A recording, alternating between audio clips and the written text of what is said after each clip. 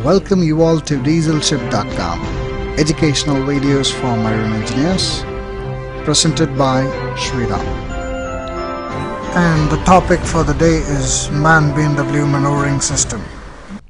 In this video, we will see the maneuvering system activities on a two-stroke cross-seat reversible main diesel engine of MAN B&W SMC type. The various components of a maneuvering system are indicated in blocks so that it will be easy to understand.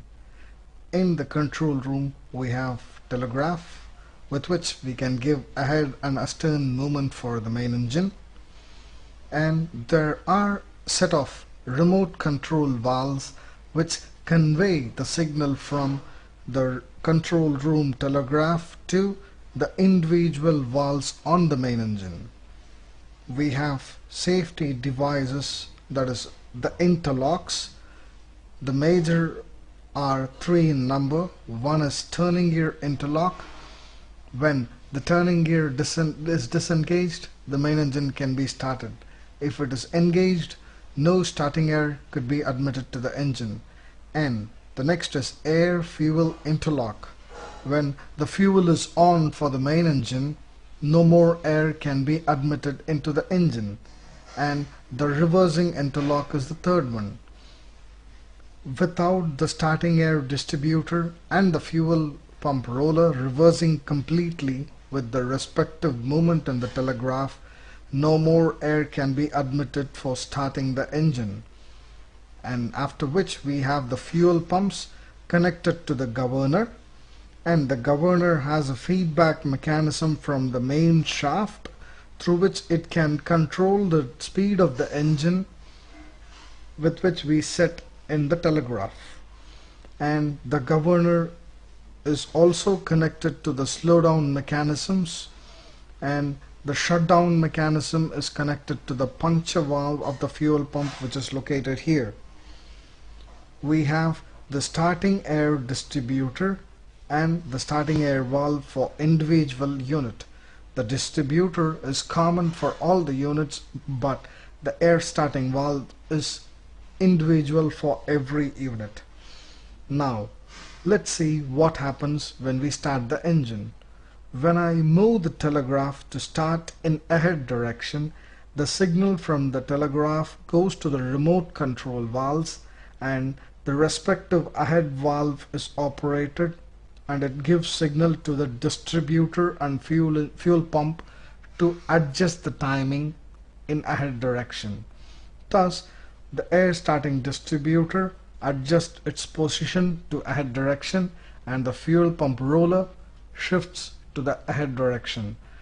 When these both happen, the signals will become green here, and the reversing interlock becomes OK. And when we disengage the turning gear interlock becomes OK. Thus, starting air can be admitted into the diesel engine. And since the engine is in stop position now, air can be admitted to the engine to start it. Let's see what happens when we start the engine. Now I'm going to put the starting lever in ahead direction. Let's see what happens.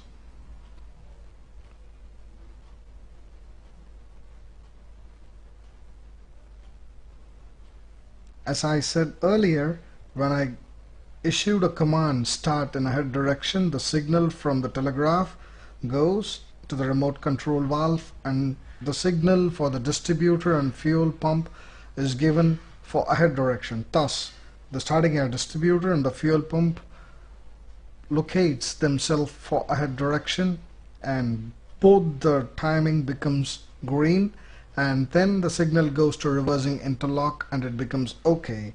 I have disengaged the turning gear. Let's see what happens when I start the engine.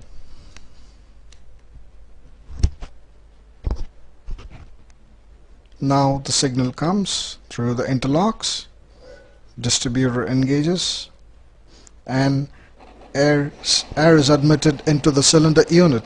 Now the engine is started and the RPM is remaining at the same position, let's say dead slow ahead.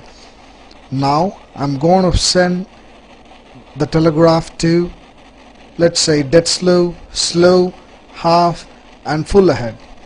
Let's see what happens to the governor and the feedback mechanism. Have a look at the RPM.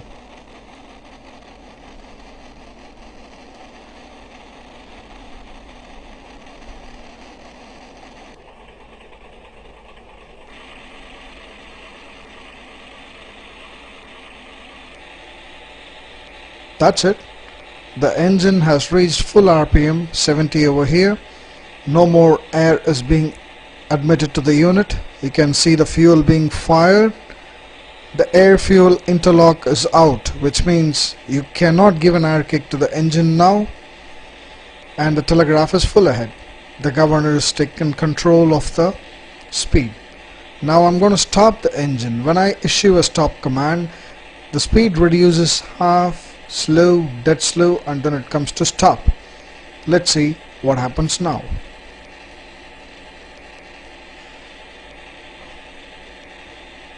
The RPM starts to fall.